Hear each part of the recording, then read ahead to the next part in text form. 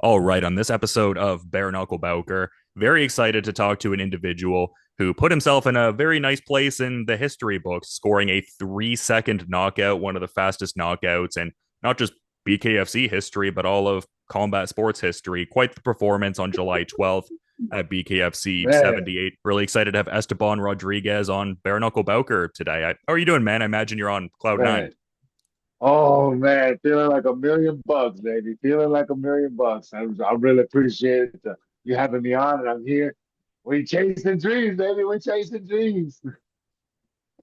And it's one of those things where like sometimes fighters almost joke about that when a media person asks kind of like a placeholder type question, like, oh, how do you want the fight to go? How do you see it going? It's like, well, probably just get out there, knock him out in the first punch. Like, was that the, perfect, finish that you could have possibly secured there? It would seem like it. Yeah, well, I mean, we went in with the game plan to make a statement, and I was there to be able to really show the world that this is what we're here for, and I'm ready to take on the next challenge, man, and show this next, to build that next, the road to, you know what I mean, the greatness, man, the success. And I'm able to break it, build it brick by brick by brick now. And that must have felt especially satisfying too, even with the context of it having been over a year since you stepped into the BKFC ring. So just incredible in that sense too, it seems. Oh man, yeah, it's because so back in 2023, I ran into a pulmonary embolism, or 2024, I ran into a pulmonary embolism, man, and they tried to tell me that my career was over, and I couldn't accept that. I could not accept that. I was like, this is my opportunity to show what the human body is capable of. And I went out there and I bit down on my mouthpiece, man, and I switched everything up. I took on a whole new diet. I went and I started doing beetroots to open up the veins, mullein plant to open up the lungs and start clearing that out. Gallon of water to make sure all the muscles are moving the right kind of way. And I started doing meditational breathing in the steam room. I started just doing like a lot of workouts in there, getting the heart rate up and pumping, making sure that that's pumping that oxygen all the way through. Because they told me I had a half a dollar size dead piece of tissue in my lung Mm. and that I was gonna collapse. It was gonna collapse, and I was gonna die. And after I ended up doing all that, like, it ended up coming to a point where I was just like, okay, like they told me I wasn't gonna live past May last year, and I was like, Wow. well, I'm just not gonna accept that. You know what I mean? My fighter career was over. I had to be on blood thinners indefinitely, and I'm like, well, those words are too big for me right now. Hold on, what do you mean indefinitely? What is that? I had to look that up, and man, it was scary, man. It was scary, and I couldn't accept it, and I got to work, man, and look at me now, man. Look at me now, proving all the doctors wrong, man. Telling you, it was an amazing journey. It was hard, but it was worth it. Step by step, I took it day by day, man, and started doing swimming too. Dude, I cleared it out, seen all the pulmonologists, seen everybody that I needed to see to be able to make sure everything was working properly. And man, the doctors were shocked. They did all of those they did all of those with the CAT scans, MRIs, all those ultrasounds, and man, we're here, baby. We're here, still pumping, breaking records, man, making history. I don't even really know what to say. I mean, that's incredible. I mean, that must have, I guess, really just reshaped so many facets of not even just as a combat sports athlete, but just your life in general, just being faced with something like that and just so daunting. I mean, I feel like a lot of people, even in casual life outside of professional sport, just hearing something like that, that would be understandably quite a crushing sort of thing. But just how much you, I guess, took it head on and stuff like that just really shows that fighting spirit in a context that's not Oh necessarily man, live thank you. competition. I mean, that's incredible stuff, man. No, man, I appreciate it, man. It's just like I had to think outside the box, man. Like I felt like there was more. There was so much more. And I felt when they told me that they were just trying to take it all away from me. It's like when I found BKFC, man, like I found my sport, man. Like this is my world, man. Like I was built for this, man. Like I didn't know I was capable of doing this kind of stuff. Like just getting into this, like I'm just getting started. You know what I mean? Like I'm like a year in or about a year and a half in, like to actual training, and now this is my first 6 week camp that I've had. So just imagine when I get an actual like 3 month camp in, 2 month camp in, like what am I going to be really capable of? And with 6 weeks, I was able to take a man that was, you know what I mean, very, very dangerous, a knockout artist as well. You know what I mean? Back home in this Cuba land, like he was 28-1, man. Like there was this guy was a savage, man. Like he scared the Krabby Patties out of me, man. I was trying to get out there. I was trying to get out there, just keep my nerves together, man. And it was wild. It was wild, man. And like, it was a whole different fear unlocked, man, to have to go out there undefeated fighter. I used to be that undefeated fighter, so that confidence I would walk in with, man, was just, indestructible, man. And like when I came to that point where it was just like, all right, this is it, man. Like I'm here. I'm here. I'm taking on a 3-0 guy that's ready to take my head off, man. And it was just I was able to like really think outside the box and control my breathing and just like really lock into a different mindset, man. And just like it doesn't matter what happens, what he does, how long he's been training, as long as I can do the best that I'm doing, you know what I mean? Put my faith in the man above and just release the wheel and let's go, baby. Drive the car. And man, he's been driving that thing like a formula on the streets, man. And I guess to your point of like, I guess wanting a more elongated camp before some of these fights, I mean, an interesting spot you're in now because I would think the succinct nature of your fight would provide like a pretty quick turnaround if you were inclined to do that. And I would also think the promotion would be inclined to give you like more of that full training camp kind of component just after, generating such an exciting win like that. So, yeah, some interesting kind of components there and everything, it would seem. Oh man, no, no, thank you, thank you, thank you. Because like man, I love to give that entertaining fight. You know what I mean? Like I've always loved to have that warrior fighter that punch him in the face, he punches him, he ducks and dodges, and then the other guy catches him. You come back in there, catch him with a uppercut. You know what I mean? And as soon as he comes back, the other guy comes in with a counter, gets his stuff together, and comes in and starts swinging. And it's like that's that dream battle I want, man. You know what I mean? And it's like I know if that's what I want. Imagine what the people are going to be seeing. You know what I mean? Like they're going to be on their feet, man. And it's like that's what I want to provide every single fight. And I don't care how long they've been training. I don't care what they've been doing. We're gonna go in and when you step toe to toe with me, we're going to bang, baby. We're gonna be getting that fight of the night, or we're gonna be taking that knockout of the night. Yeah, no, so incredible, man. And I have a lot to, discuss with you as it relates to this fight and possible next steps, etc. But I feel like I'd be remiss if I didn't get your thoughts on the BKFC 78 main event there and everything because you entered Bare Knuckle Fighting Championship as a heavyweight initially, obviously doing great things at cruiserweight now, but in the context of you kind of entering as a heavyweight, I'd be curious to get your thoughts on that Leonardo Perdomo versus Arnold Adams main event from that card on July 12th you were on. Man, like that guy is a true knockout artist, man. Like he puts that division on a whole different fear level, man. They're all hitting the treadmills after that. First round knockout after first round knockout, man. And it's like that's inspirational. I see that and I see what we're capable of doing. And it's like, why can't I do that? You know what I mean? And I come to that point where it's like, all right, if he's able to do it, you know what I mean? The world's watching it, everybody's seeing it. It's so motivating, man, when somebody's chasing that same kind of dream. Even though he's in the heavyweights, you know what I mean, too? Because, like, I mean, I know that, like, if I was able to get into that tournament, man, because that's kind of what's on the target level now. You know what I mean? I've been looking at that bit of the baddest man tournament, man. And I know he's going to be in that tournament. And I know when it comes down to it, me being the knockout artist that I am, we're going to probably be toe to toe. You know what I mean? And I've the only people that I've been really worried about in that tournament, if I was ever to get into it, or once I get into it, is going to be Ben Roswell and Perdomo, man. Everybody else, I kind of see just going right through. And those guys, I feel like are really going to be able to handle that power and really stand and put on a fight, man. But other than that, I'm ready to clean out the division, baby. That's so exciting that you want to be in that tournament. I think you would be a very exciting addition to it. And a little bit until that kicks off, like it looks like end of first quarter of next year from what I was seeing. Do you see yourself being the BKFC cruiserweight champion by the time that tournament kicks off? Uh, Man, there's no doubt about it, man. There's no doubt about it. If they give me the fights, I will put on the shows, man. If they just got to give me those contracts, man, and I'm ready to go. It don't matter who they got in front of me. If it's a championship or if it's another name, I'm gonna tear it up. I'm gonna tear it up, man. I'm gonna tear them up, man. I'm tearing them up.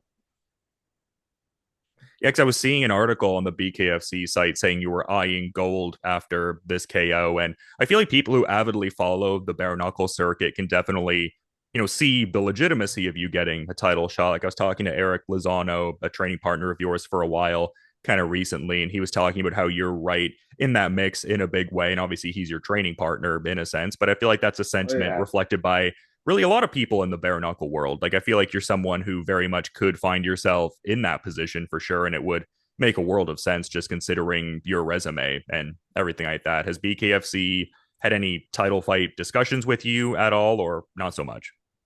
Well, they told me that so far that maybe one more fight, and after that fight, to be able to show like this is truly, you know what I mean, what it is that I'm doing here. I'm gonna just show them again, man. Whoever they put in front of me, I'm gonna knock them out again, and then they have no choice but to give me that gold. And it's like, regardless if they want to or not, I am the future champion of the 205 division.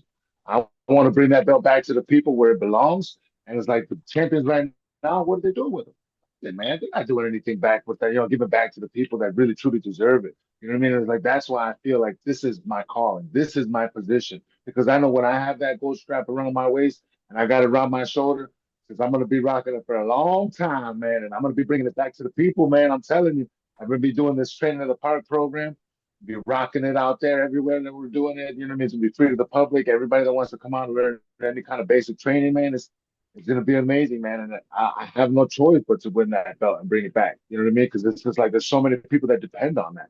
And it's like I feel like my job isn't done because this is like when I was chasing that championship for myself, I didn't really make it far. You know what I mean? I didn't make it far at all, and I went 1-4 in my pro career as the MMA. And once I got to this bare knuckle, man, this is when I found like I started praying and started doing everything that that was putting my faith in the man above, and bare knuckle came into my lap, man. And ever since then, dude, I just been on a rampage, man. And it's like that's why I don't care what anybody says, man. I started doing my prayer, I put my faith in that, and dude, miracles start happening. Miracles start happening. Unfortunately, I mean, I feel bad, but people start getting dropped, man. And it's like now I found this is my platform. Now I can give people the hope to actually chase their dreams and actually do the work in the process and show them anybody, you know what I mean? Somebody like me from, coming from nothing, you know what I mean? Come from the hood, whatever you want to call it, victim of the environment, you know what I mean? Felonies and all that other stuff. Like, look what I'm doing now, you know what I mean? And it's like the platform that I'm able to rise on and the hope I'm able to give to the people, you know what I mean? The way I'm able to give back now. This isn't just any program now either that's just, oh, it's just a quick program to just get back for whatever. No, this is an actual program that's going to make an impact because now I'm able to draw because when I was coming up, doing my fighting training and all that, I couldn't afford the professional gyms. I wasn't able to get in there and really like drop down 200 or 300 a month, you know what I mean, on just all of my MMA stuff or my gym fees and all that, let alone getting to the gym. You know what I mean? So like now this is like I jump gym, park to park to park to park and high crime areas to be able to target that people that didn't have those chances, to give those people those opportunities and the doors like, all right, you want to be a bad dude? Let's see what you got. You know what I mean? Let's put you through this little hour of cardio, and then we'll see if you can throw down and learn the basics, and we'll see what your form is looking like. And then from there, they get an opportunity if they want to either jump into the game or else, you know what I mean? Just try different routes. You know what I mean? So I figured this is what's going to keep them locked into opening their minds to different options or opportunities that they never knew was there, So that's why I'm trying to jump to different spots and a lot of these other spots. And I feel like this program is really going to make a huge difference in communities. That seems like it's such an important thing for you. Like you said, your own anecdotal journey of, having a rougher upbringing, not having the same kind of opportunities that you would have probably liked at that point that would have positively informed your development. I guess in saying all that, it must be such a huge thing for you to give back to aspiring fighters and even just, I guess, in a broader sense, giving back to your surrounding community.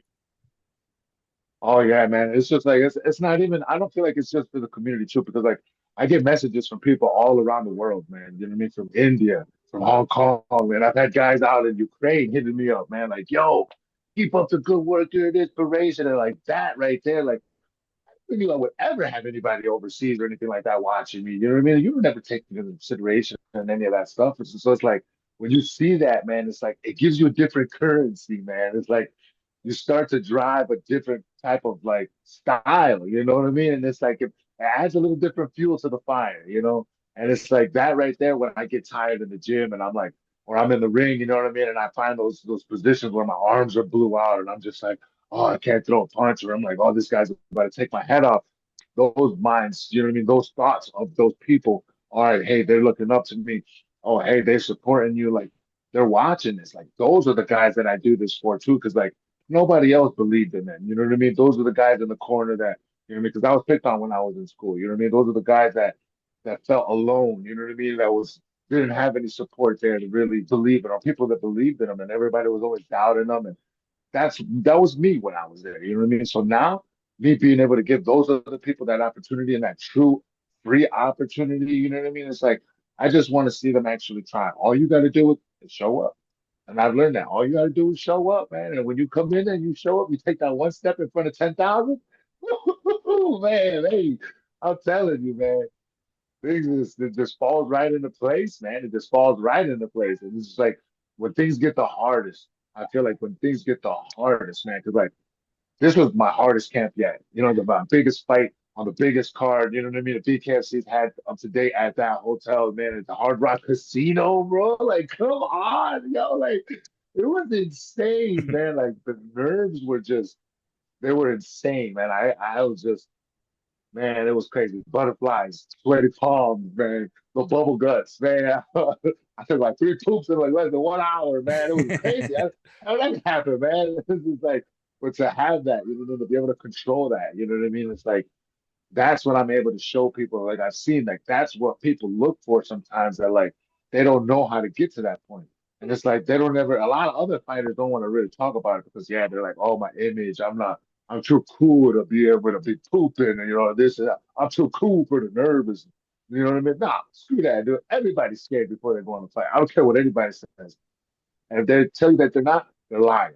You know what I mean? Because every single fighter that goes in before that cage, before the walkout of those people, you get those butterflies in your stomach, that anxiety, that voice that kicks in that's like, oh man, I'm gonna lose. Everybody's gonna be thinking I'm an embarrassment, or like, oh my God, I can't go out here in front of all these thousands of people. They're gonna think I'm a loser, you know what I mean? Or I might get knocked down in front of them. And it's like when you have that anxiety, those voices kicking, everything just starts like sweating, man, and everything's just it's crazy, dude. You just start thinking, oh man, did I put on deodorant? Oh my God, do I got my mouthpiece? Oh my God, am I gonna impress my corners? Oh my goodness, you know what I mean? All these thoughts start coming in, man. So it's like for the people, you know what I mean, that support me and everything, like thank you guys so much because that's what really like keeps me locked in. And that's what brings that different mentality of like whenever I have those crash points, all right, for the people, this is what I'm doing it for. Then I get right back locked in. All right, if I'm able to do this and I'm able to show them that this is what I'm doing it for, I ain't losing. You know what I mean? So it's like I know that's what brings me to that position too, to be able to like drive it to where I'm driven now. Yeah, I was gonna say the way my brain kind of works, like when you were talking about just some of the pre-fight jitters and stuff like that, I was like, this guy had a poop for every second of the fight that he had. Yeah, yeah, man, it was insane, man. Like it's like people don't like to talk about that stuff, man. But it's like you know, there's no barriers. But it's like, bro, it happened, bro. It's only human, bro. Like, come on, man. Like, I don't care. You ain't made of steel, bro. Like, come on, we're only human, you know. And you mentioned, I guess, some of the discourse that was had about like, oh yeah, we could see you getting a title shot if you get in, one more after this. Like, is there anyone out of the current crop of ranked cruiserweight contenders that you're kind of eyeing in that sense, or someone that represents like a Man, logical kind of next matchup in a certain sense, or I mean, honestly, like I feel.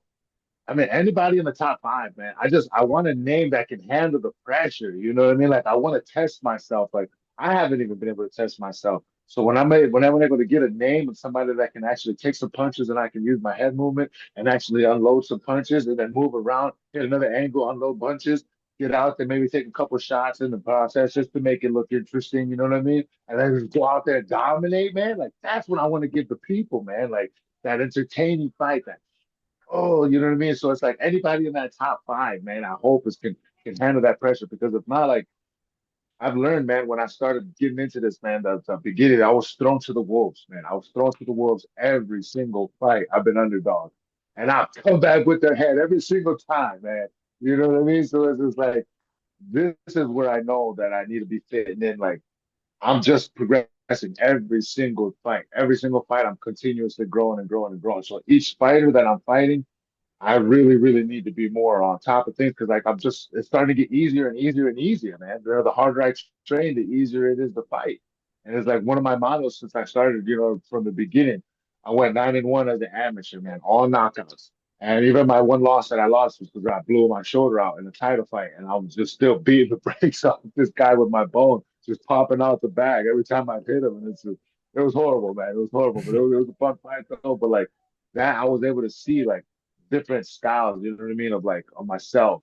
And it's like now every progression fight, like I've been able to take something in from different gyms and like different coachings, you know what I mean? And it's like my coach now that I have, Calvin Harbaugh, he's been phenomenal with like everything I want to learn with footwork, everything I want to learn with like my head movement. He's bringing it all together, man, in a sense where I can actually I run into a wall where I'm not able to like use my hip well. So then we start drilling straight on hip movement. Opens up my hips.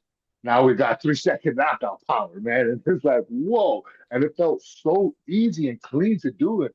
And I felt it came from all of that hip opening, the movements, the footwork, being able to start because I feel real confident in my southpaw. So being able to really work from my southpaw, the game plan was jump from the orthodox, shoot in the outpaw on the southpaw, and then just use it as a shield and just unload and release and blitz and have fun, man. And oh man, was it amazing, man. Yeah, we love to see it for sure. And I mean, I mentioned Eric Lozano before in the context of the training history you guys have together, and he fought Alessio Sakara at that BKFC Philly card. And we've been talking about, title shots and, Chris Camozzi, the reigning champion of your given division. I guess I'd just be curious to get your thoughts on Sakara calling out Camozzi at BKFC Philly and everything. And they Man, obviously have that Italy card coming up, and Sakara is so known in that market and stuff like that. But 1-0 in BKFC now and all that. Do you have any thoughts on, I guess, the totality of man, that I would, situation? I would, I would feel like, man, if they were to really give me Sakaro, man, I'd really show the people what he's made of, man. It doesn't matter who it is. Like I said, a man of that rap sheet, you know what I mean? It strikes fear into people. So when you find yourself against somebody like that, man, it's like, yeah, a lot of it's that clout, behind that name. And it's like, I want to go out there and I want to expose everybody, not just the name. I want to expose that fighter. And I feel like Shakara would definitely be one of those guys being at the high level PFL, UFC. Like, I feel like I would definitely be able to test my skills with a man like that. You know what I mean? And it's like, I would definitely love to get my revenge for Eric. You know what I mean? With that, man. Given if it was that in Italy too, you know what I mean? Hey, I put on a show for the people, man. No doubt about it. And I guess if they were to book that fight with, Camozzi and Sakara for that Italy card later in the year, like who do you, I guess, see emerging as the BKFC cruiserweight champion if they were to book that fight, of course? I feel like Kamosi would definitely technicality walk this man down because a lot of these other guys I've seen, man, they don't like to fight, man. They don't want to get touched much. Of course, nobody likes to get touched in this game, and it's like me personally, like I when I go out there, I'm gonna go out there get some scars, some stitches, some bruises to get whatever it is that I need to get done to complete the assignment. And I feel like Kamosi is not necessarily he's not afraid to get in there and dance, but Sakara is also kind of that let's get into that grind brawl mode. But like I feel like both of them are still technical fighters. They don't know how to be chaotic technical fighters. Where me, I like to bring that chaos and I live in that chaos where it's like I bring controlled chaos and they have no idea how to operate under that condition. You know what I mean? And that's where I feel like I'm able to really execute my style of fighting because it's like I bring people into my fire, man, and I just watch them burn, man. You know what I mean? I bring them into the fire and watch them burn. Yeah, and we love all gathering around the fire and taking in everything that Esteban Rodriguez brings. But like I was kind of saying before, man, I do also want to be cognizant of your time and schedule. Oh, So in you're that kind good. of I love it, man. I love it, man. This is like I said, I love you guys, man, for everything that you guys do. Like you guys are the ones that put us out there. So like if we weren't able to have you guys backing us up and supporting us, we wouldn't be able to do this. So thank you so much for everything that you do, for real, for real. no, I appreciate that a lot, man. I mean, thank you so much for giving, media people so many cool things to talk about, man. I mean, such a great run you've Man, had thank for you. sure. But yeah, I'd be curious if you had any, final parting thoughts as we're kind of wrapping up here. I do appreciate you coming on Bare Knuckle Bowker and giving some great insights today, man.